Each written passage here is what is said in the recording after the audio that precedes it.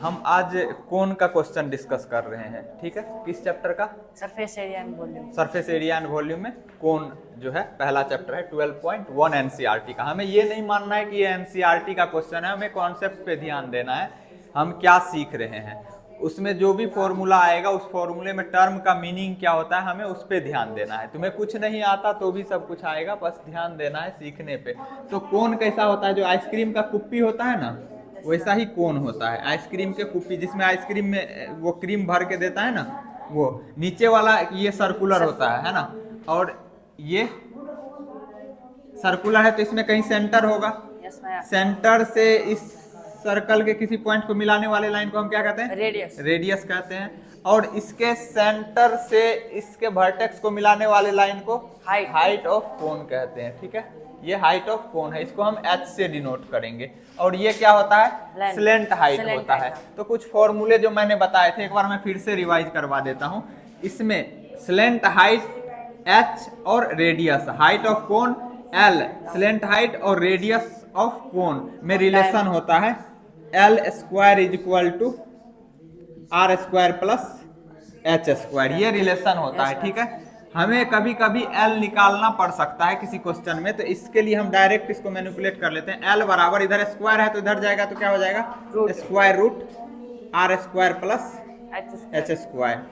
कुछ लोग कहते हैं कि भाई स्क्वायर रूट तो हो जाएगा, लेकिन अगर स्क्वायर इधर जाता है तो प्लस माइनस दोनों साइन होता है। हम केवल प्लस साइन ले रहे हैं, क्यों? क्योंकि यहाँ L क्या है? लेंथ है ना, लेंथ कभी निगेटिव नहीं हो सकता है ना, इसीलिए हम केवल प्लस साइन लेंगे, ठीक। R क्या है? रेडियस ऑफ कोन है ना। कभी कभी बेस रेडियस भी कहा जा सकता है, बेस रेडियस ऑफ कोन। तो बेस मतलब कोन जो है, जैसे हम तंबू बनाते हैं कोनिकल शेप का या टेंट बनाते हैं, तो उसका जो सर्कुलर एरिया तो नीचे की तरफ रहेगा ना इसे, तो इसीलिए बेस कहा जाता है, बेस रेडियस ऑफ कोन। तो वहां घबराना नहीं है, यही रेडियस होगा। समझ में आया क्या? ये स्लेंट हाइट, ये हाइट। अगर हमें r निकालना होगा तो इसी को हम सिंप्लीफाई कर लेंगे। h स्क्वायर को इधर भेजेंगे तो माइनस में आएगा, फिर अंडर रूट ले लेंगे L square minus H square का, है ना। फिर हमें r स्क्वायर H स्क्वायर निकालना है तो हम r स्क्वायर को इधर भेजेंगे, ठीक है ना। L square minus R square का अंडर रूट हो जाएगा। यहाँ तक कोई दिक्कत नहीं है। एक और फॉर्मूला बताया था मैंने, क्या? टोटल सरफेस एरिया और कर्व सरफेस एरिया और वॉल्यूम। तो कर्व सरफेस एरिया को हम बोलते हैं CS शॉर्ट फॉर्म में A, है ना। क्या होता है formula? Pi R L. Total surface area को TSA बराबर क्या होता है? Pi R into L plus R, R plus L या L प्लस R। इसी को ऐसे भी लिखते हैं, pi R square plus pi R L. Volume बराबर होता है वॉल्यूम ऑफ कोन V बराबर 1/3 पाई आर स्क्वायर H। ये हमें जितनी बार क्वेश्चन आएगा मैं ये रिवाइज करवाऊंगा, आता हो तो भी नहीं आता हो तो भी, ताकि याद हो जाए। हमें इसके लिए अलग से टाइम नहीं देना है घर पे, ठीक है ना। यहीं पे हम इसको याद कर लेंगे। तो यहाँ पे R क्या है? रेडियस है। H क्या है? हाइट ऑफ कोन है ना। L क्या है? स्लेंट हाइट है। इसमें जो जो टर्म है उसका मीनिंग समझ में आ गया। पाई का वैल्यू तुम्हें याद रखना है। पाई बराबर होता है 22/7 या 3.14। ये दो वैल्यू होता है जो हमें याद रखना है। ये बेसिक कॉन्सेप्ट है कोन का। अब क्वेश्चन देखते हैं, साइड हो जाओ थोड़ा, पूरा दिखेगा। Find the total surface area of a cone if its slant height is 21 metre, diameter of its base is 24 metre. दिया हुआ क्या क्या है वो हम देख लेते हैं। क्या क्या दिया हुआ है? स्लेंट हाइट को किससे डिनोट करते हैं? L से। कितना है? 21 मीटर, ठीक है। और क्या दिया हुआ? डायमीटर ऑफ बेस, तो D से डायमीटर को डिनोट करते हैं, कितना है? 24 मीटर। अब देखो हमें निकालना क्या है? Find the total surface area. Total surface area का फॉर्मूला क्या होता है? Pi R into R plus L। क्या इसमें डायमीटर कहीं है? नहीं है। तो डायमीटर दिया हुआ है, हमें रेडियस इससे निकाल सकते हैं ना। तो रेडियस और डायमीटर में रिलेशन क्या होता है? R बराबर क्या होता है? D/2 होता है। तो यहाँ से D का वैल्यू है 24 मीटर, इसको 2 से डिवाइड कर देंगे, क्या आ जाएगा? 12 मीटर। ये हमें R निकल गया। अब हमें पूछा जा रहा है टोटल सरफेस एरिया, तो TSA बराबर होता क्या है? Pi R square plus pi R L. Pi R square plus pi R L, या फिर ये डायरेक्ट लगा दो pi R into R plus L, है ना। तो pi R into R plus L. देखो फॉर्मूला लिखने से बार बार रिवीजन होगा, जहां भी क्वेश्चन आए ना तो हम उस फॉर्मूले को लिख लिया करेंगे ताकि क्वेश्चन करने के ही क्रम में हमें फॉर्मूला याद हो जाए। ठीक, तो पाई का वैल्यू कितना होता है? बाहर नहीं दिया तो 22 में से 7 ले रहे हैं। कुछ नहीं दिया हो तो हम 22/7 लेंगे। अगर दिया है 3.14 लेना है, उस क्वेश्चन में मेंशन किया हुआ है तो हम 3.14 लेंगे। आर का वैल्यू कितना हमने निकाला है? 12 मीटर। 12 मीटर। और यहाँ ब्रैकेट स्टार्ट, आर का वैल्यू 12 मीटर, तो 12 मीटर प्लस एल का वैल्यू कितना है? 21 मीटर। 21 मीटर। अब इसको सिंप्लीफाई कर दो। 22/7 इंटू 12 मीटर, और यहाँ पे जोड़ोगे तो कितना आ जाएगा? 33 में 33 मीटर। अब इसको सिंप्लीफाई कर दोगे, ठीक है? सिंप्लीफाई करके देखोगे कितना आंसर आ रहा है। इसको यहाँ पे तुम इसको मिटाऊं क्या? यस भैया। इस वैल्यू को तो फॉर्मूले याद रखोगे। कर्व सरफेस एरिया कितना होता है? Pi R L. Total surface area pi R bracket में आर। इधर यहाँ पे खड़े हो जाओ। हाँ, अब मेरे तरफ उधर देख के नहीं। Total surface area of cone कितना होता है? पाई आर ब्रैकेट में R plus L. Curve surface area of cone? Pi R L. Volume of cone? 1/3 pi R square H. 1/3 pi R square H. L क्या होता है? L length थे। L slant height, slant height. तिरछी ऊंचाई। H क्या होता है? Height होता है। और आर क्या होता है? रेडियस होता है। ठीक है। एल आर और एच में क्या रिलेशन होता है? एल आर एच में भैया R square plus H square बराबर एल स्क्वायर। हाँ, ठीक है। अगर हमें एल निकालना हो तो एल बराबर क्या कहते हैं, माइनस में ले जाना है। एल बराबर under root R square plus H square, है ना?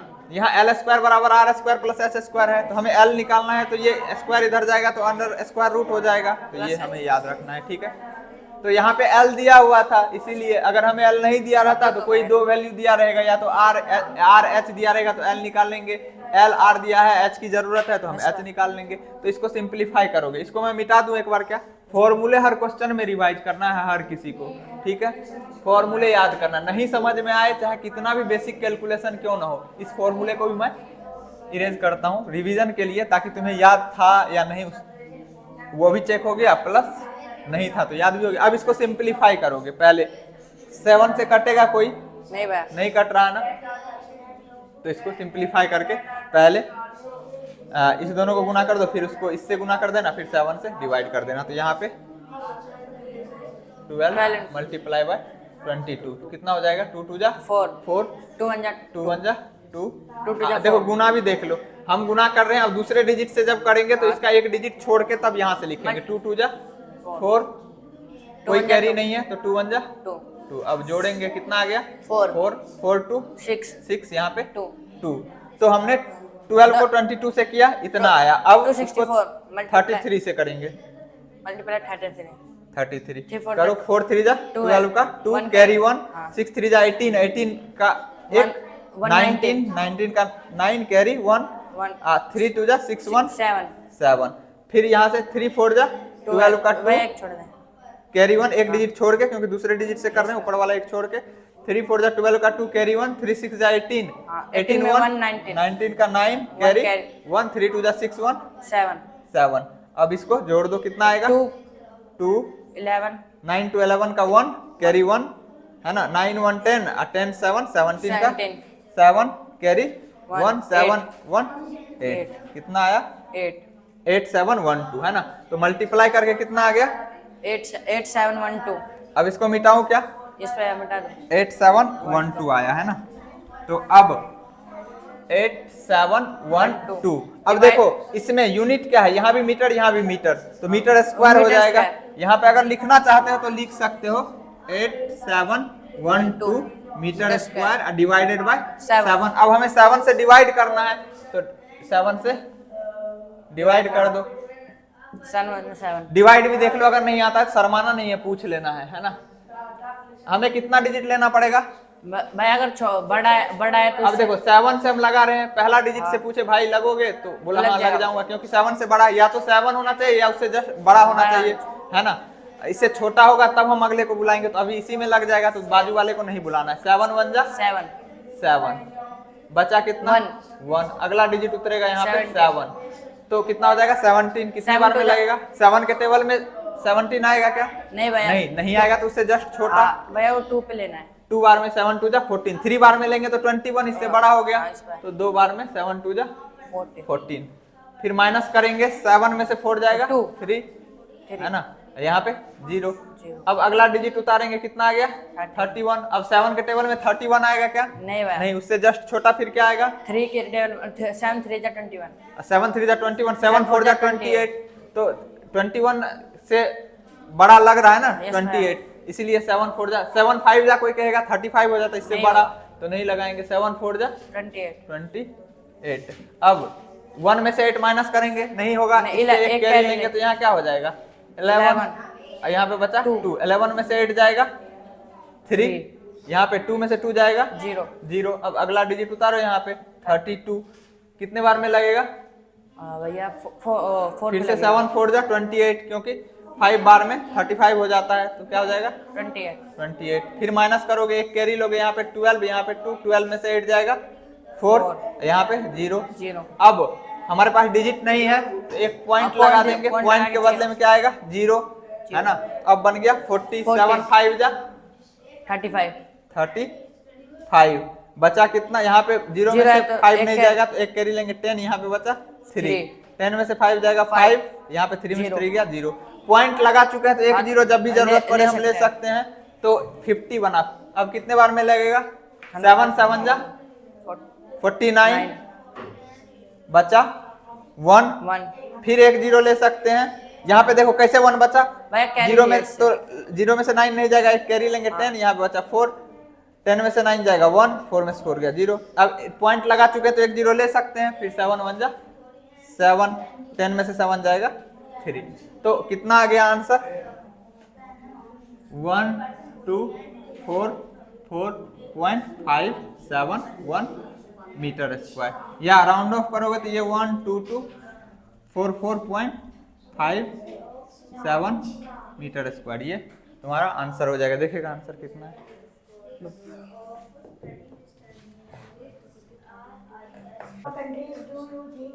आ जाओ भाई, इतना ही आंसर है भाई, इतना ही आंसर है मीटर स्क्वायर।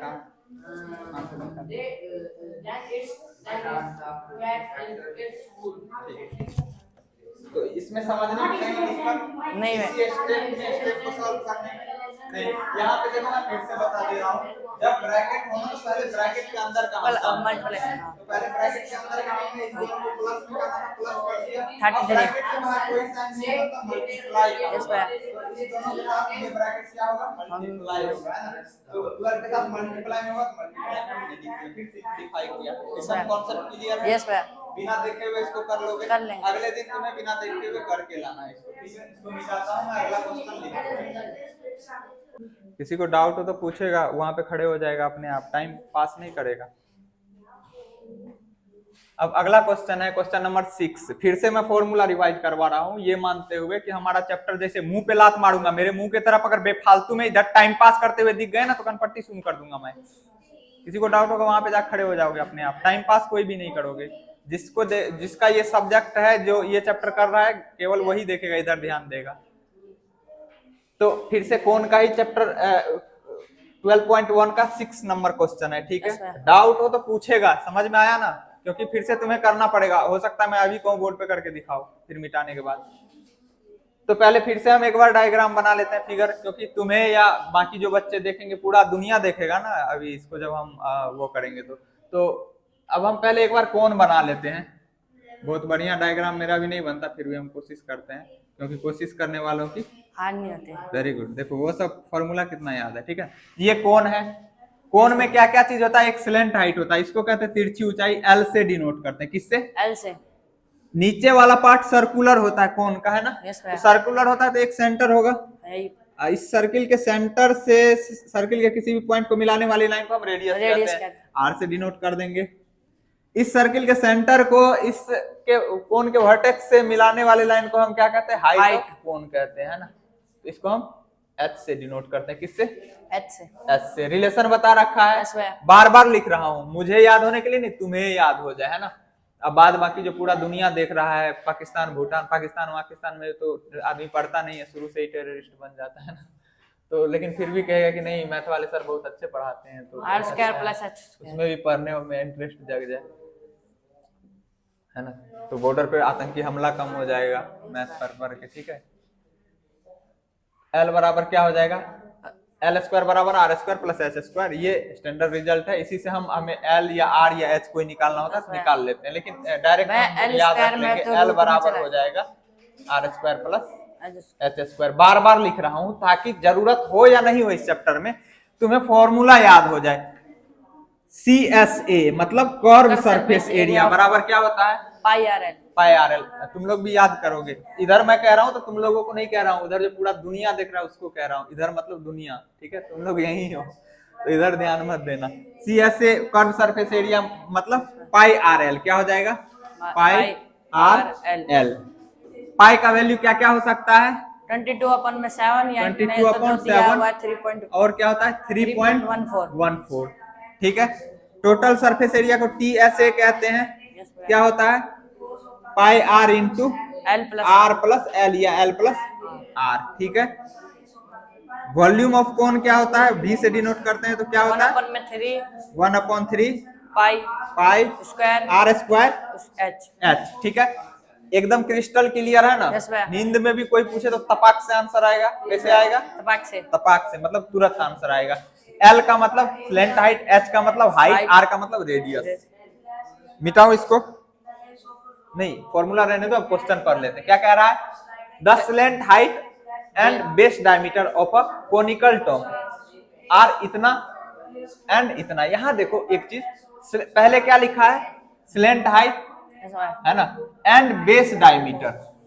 तो पहला वाला जो होगा वो स्लेंट हाइट होगा और दूसरा वाला जो होगा बेस डायमीटर होगा, है ना। ये दिया हुआ है। भाई टॉम किसके कहते हैं? कोई शेप है जो कोन तरह का बना हुआ है, कोनिकल टॉम मतलब कोन के आकार का बना हुआ है ना।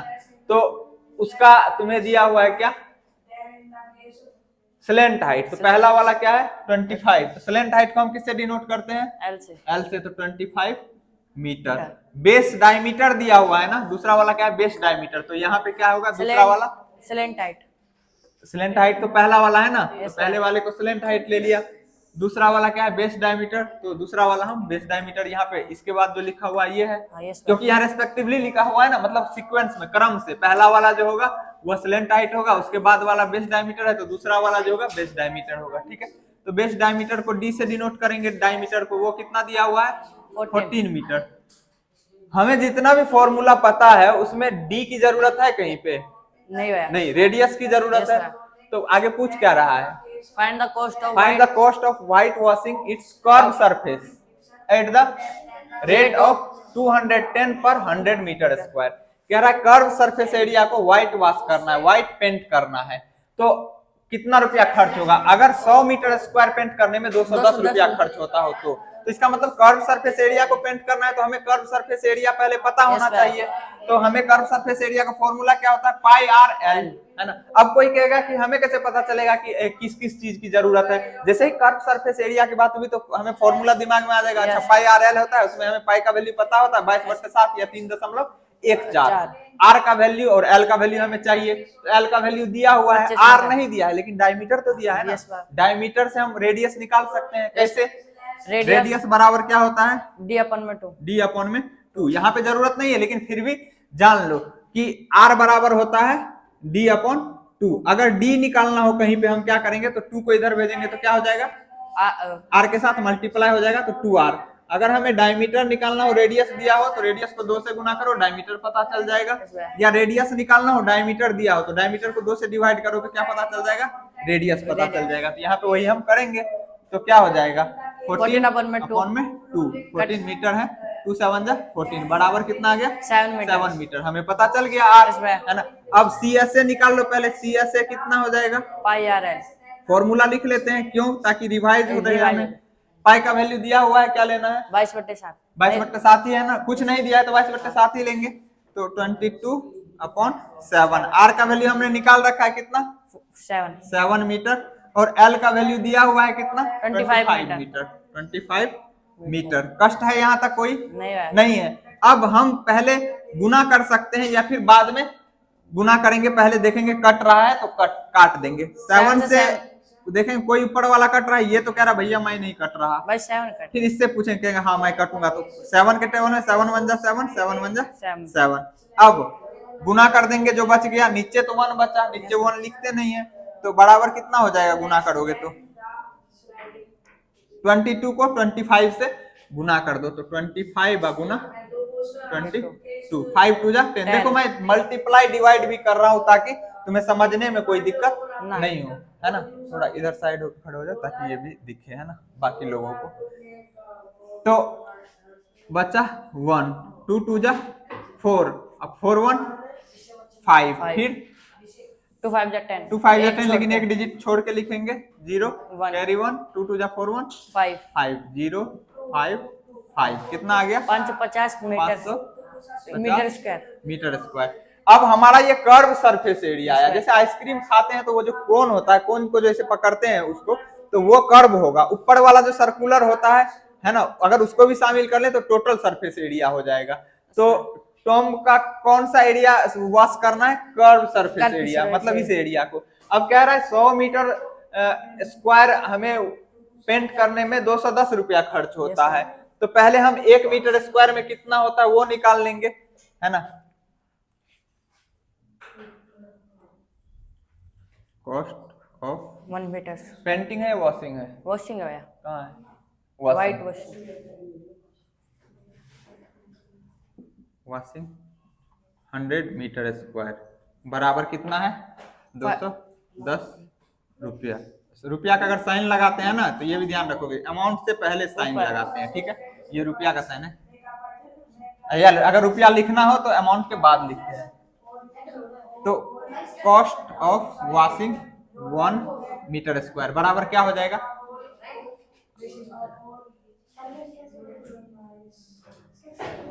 बात नहीं रे, भूत लग गया है क्या। तो 100 मीटर स्क्वायर वॉश करने का 210 रुपया खर्च होता है, तो 1 मीटर स्क्वायर का खर्च कितना पड़ जाएगा 210। अगर 4 पार्ले-जी बिस्किट का दाम है 20 रुपया, तो 1 पार्ले-जी बिस्किट का कितना होगा 5। क्या किया 20 में 4 के प्राइस से डिवाइड कर दिया, तो 100 मीटर स्क्वायर का खर्च है इतना, तो 1 मीटर स्क्वायर का कितना हो जाएगा 210 बट्टे 100 कर देगा, तो 210 बट्टे 100 इतना रुपीज हो जाएगा। हमें कितने का खर्च निकालना है 550 मीटर स्क्वायर का ना, देयरफॉर कॉस्ट ऑफ वॉशिंग, इसका मतलब पता चल रहा है ना, जो ऊपर है वही cost of washing 550 metre square. तो 1 मीटर स्क्वायर का पता चल गया, 550 का चाहिए तो हम 550 मीटर स्क्वायर का हमें कॉस्ट चाहिए, तो 550 को गुना कर देंगे इससे, तो 550 गुना 210 बट्टे 100 रुपीज, ठीक है। 0 से 0 कटा, 0 से 0 कटा, बचा 55 गुना 21, तो कितना हो जाएगा, यहाँ पे मल्टीप्लाई कर दे रहा हूँ, मिटाओ इसको, फॉर्मूला याद रहेगा ना।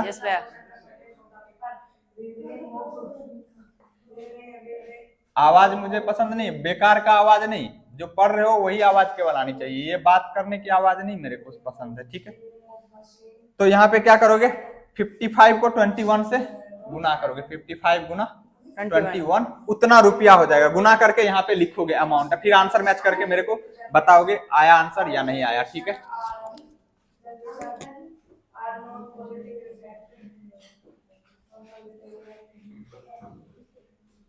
अभी किसी को नहीं आया जा रहा,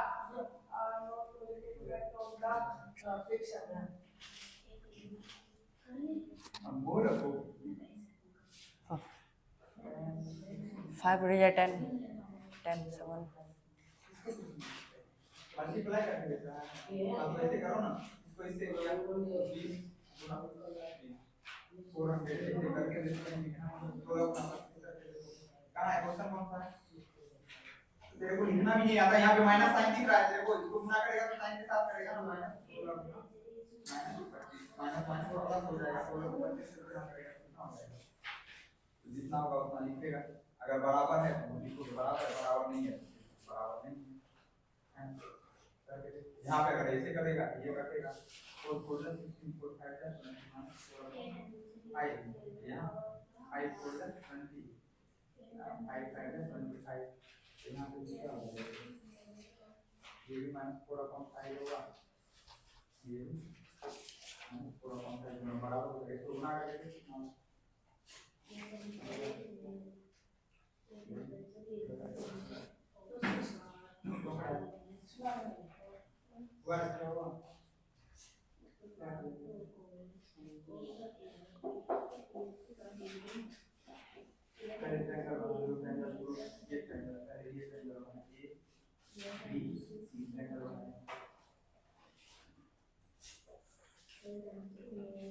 उसके ट्रायंगल में किस टाइप के क्या होता है, आवाज अंदर नहीं काम करेगा, आंसर आया है, यस भैया, आंसर उतना है भैया देख रहा हूँ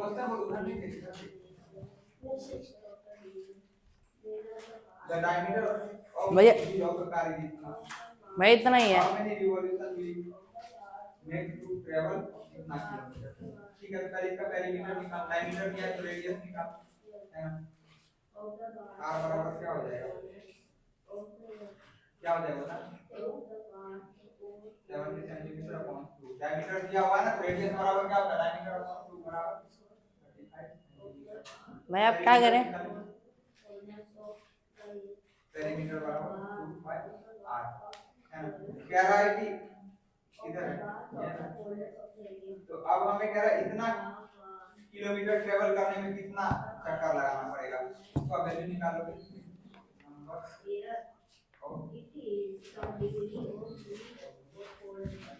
ये समझ में आ गया, आ जाओ पूछ लेता हूँ, खड़े हो जाओ,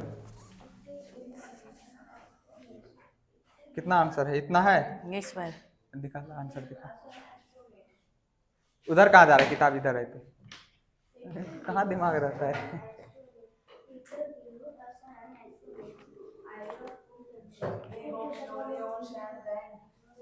लेके आ जाओगे, दिखा तो ठीक है, 1155। तो हम आज क्वेश्चन नंबर 2 और 6 देखे, कल हमने 1 और 5 देखा था, आज 2 और 6 देख रहे हैं। एक तरफ से क्यों नहीं देख रहे हैं, कोई दिक्कत नहीं है ना समझने में, तो एक तरफ से देखे या ऐसे देखे, किसी को मन हो लास्ट से करने का तो लास्ट से कर सकता है, उसमें क्या दिक्कत है, समझ में आना चाहिए, फॉर्मूला एकदम दिमाग होना चाहिए, जो क्वेश्चन मैं कर रहा हूँ हर एक स्टेप, कैलकुलेशन वाला स्टेप भी इंपॉर्टेंट होता है, ऐसा नहीं कि हम फॉर्मूला याद है, वैल्यू पुट करने आता है, लेकिन वैल्यू पुट करके सॉल्व करने नहीं आता है, तो फिर कोई फायदा ही नहीं है। तो हर एक स्टेप जहां भी डाउट हो पूछोगे, ठीक है, मिटाऊं इसको,